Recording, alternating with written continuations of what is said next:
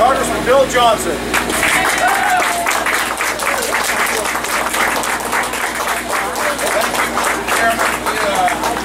It is great to be here with you this afternoon. We got some really special guests on the bus here. We're going to talk to you about that in just a second. Where's Rich Oster at? Where's Rich at? Rich? Yeah. Rich is our campaign chair from here in Guernsey County, doing a great job for us. Thanks, Rich. Hey, I don't need to tell you folks how important this election is. You already know it. Very, very important election. And why are we going to win the state of Ohio? It's because of all the hard work that you folks are doing on the ground. Did you know that Ohio leads the nation in terms of the ground game for the Romney team? Did you know that? Give yourselves a hand.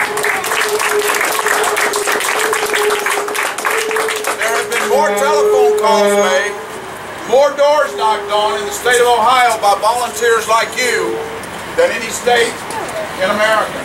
And that's what's going to bring it over the top for us in 2012 on November 6th. So we're really glad that you're out here today.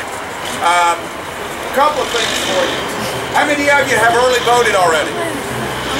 Quite a few? We need more of you to do that. Why is early voting important? First of all, you get your vote in early. That's a smart thing to say. You get your vote in early. Because who knows what's going to happen on election day.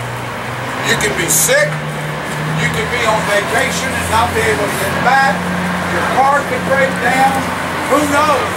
And in this election, folks, your vote needs to count. Number two, when you vote, your name comes off of all those lists.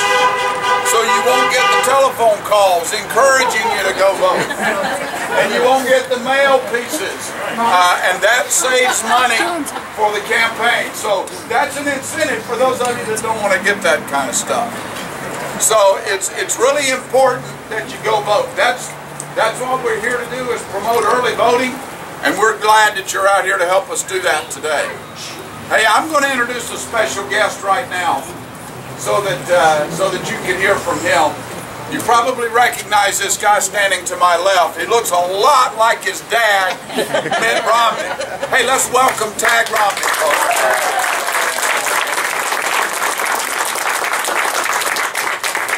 Thank you very much. By the way, we are expecting Josh Mandel to be here any minute. So when he gets here, give him a big round of applause as well.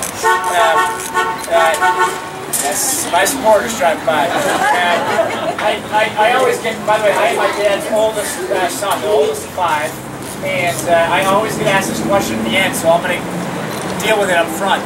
Tagg is my real name, unfortunately for me, and it's short for Taggart. My parents had a good friend in college named Tagg Taggart, and they liked the name a little too well, and they stuck me with it. And my younger brothers all had normal names, Matt, Josh, Ben, and Craig. And I was always jealous of that. So I had 5 sons of my own. And I gave them the names Joseph, oh boy, I'm in trouble, Joseph, Thomas, Jonathan, David, and William. And but I also did one thing my dad never did. I had a daughter first. And her name is Allie. She's 17. My 2 youngest, by the way, are 5-month-old twins, and my wife is at home with them. She's been I have to say, my wife is an angel to let me be out here doing this. When I first talked to her about coming out on the road and being gone as much as I would be these last few months, I was worried about what her reaction would be. But as I talked to her about it and asked her if it would be okay if I came and did this, she looked at me and she said, you know, Tagg, there's nothing you can do that's more important for the future of our kids and for all kids in America than getting your dad elected as president. And I think that's absolutely right. This is the most important election, at least in my lifetime. And there have been some important ones. But the direction that these 2 presidents would take us, depending on who wins, could not be more different. I don't think we can afford 4 more years of the left turn that we've taken. And you look at what he's done I worry about these kids. One of them, I have a sweatshirt down here right now. When they asked if you've done early voting, he said yes. But I worry about him and his brothers and sisters and all of all young kids in America. I think $16 trillion is a lot of money. If you counted by millions, it would take you a really long time to get there.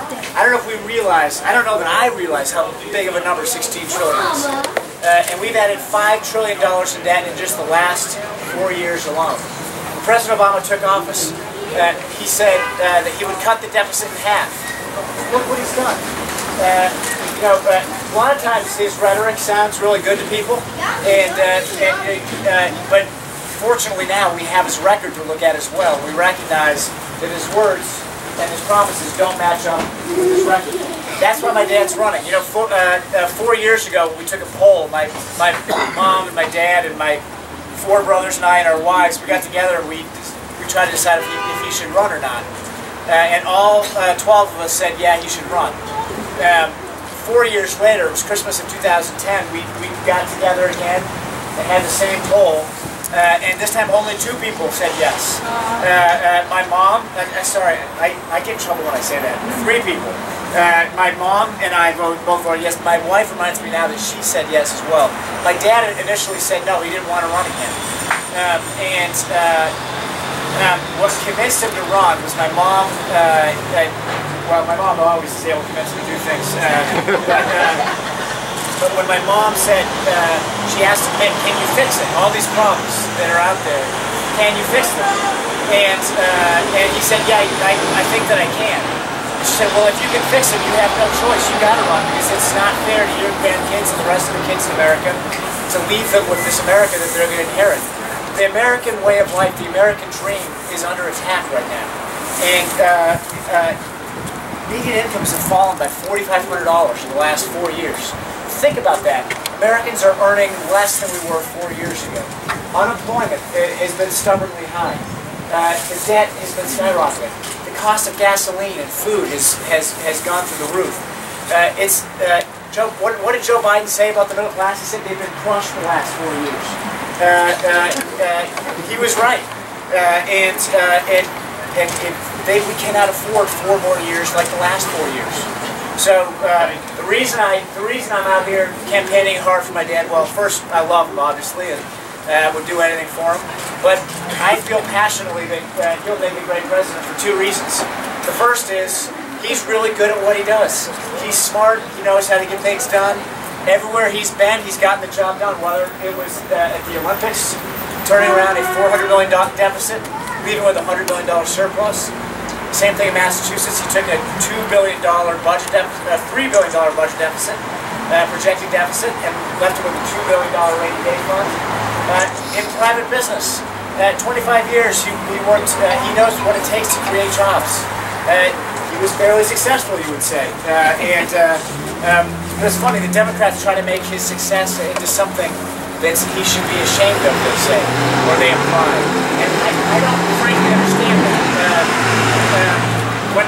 The way I was raised, you try to be successful, that was a good thing. That was something you wanted everyone to be able to do.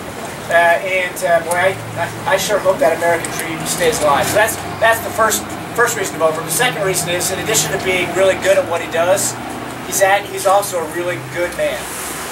He, like most Americans, loves his wife. He loves his children. He loves his grandchildren.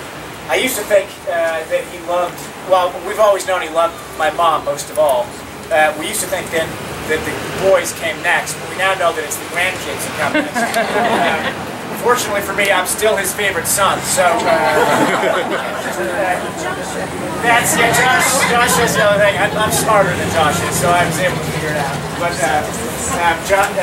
by the way, all my brothers, of the 5 boys, 4 of the 5 of us are on the road full time these last few months.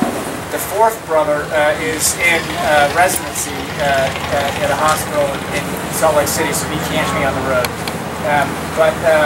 What we're doing is we know how good of a man he is. I could tell you, we don't have time, but I could tell you 30 stories of people that he's gotten involved in their lives and made a difference to them. Not because there were cameras around, not because he wanted to tell a good story, but just because he's a good man. He loves God, he loves his country, he loves his family, and he loves his neighbor. Not just the people who live next to him, but he believes that all of us are children of God, and that what's most important in life is how we treat each other, and what we do for each other. And that's the way that we'll be judged. And so, as a result of those things, he's done his best to help people throughout his life. Now, a lot of people tell me, well, how come he doesn't go around telling people about all those things that he's done? Well, it's because he was raised by his dad and mom, that when you do good things for other people, you don't go around bragging about it. And tooting your own horn, you let those things speak for themselves. So that's why my brothers and I are on the road, so we can do them for them. I'd maybe tell you just one quick story of someone's life he got involved with, made a difference. I was in my 20s at the time, and my dad got a call. My dad worked in Boston, and he got a call from one of his partners that lived in the New York area. And his partner said, "Ben, I can't be in to the office this week. My daughter has gone missing." And it turns out she had asked to go to a party. She was 14, and they had told her no. And she went to the party anyway, snuck out at night, and with some friends that picked her up, and they didn't come home. She didn't come home the next morning. And so my dad's partner wanted to do what he could to look for her, to be there while they went through this process. Well, I don't know about you, but I think my reaction would be, if someone said that to me, I would say, "Oh, I'm so sorry to hear that. Please let me know if there's anything I can do. Take as much time as you need." But that's not the type of person my dad is. He doesn't sit back and let things happen. He gets involved. And so he called a company-wide meeting. He said, "I'm going to go help Bob find his daughter, who's with me." And everyone raised their hands. So they shut down they shut down the office. They took everyone out of New York City. There was they had a accounting firm in New York that they had worked with, and they asked the accounting firm if they could have some space. The accounting firm said, "Not only will we give you some space, we'll give you a bunch of our employees to help look for it." And then what my dad did is they divided up the city. They used headquarters there. They divided the city up into quadrants, and they assigned everybody a quadrant to go look for it. They printed up a couple hundred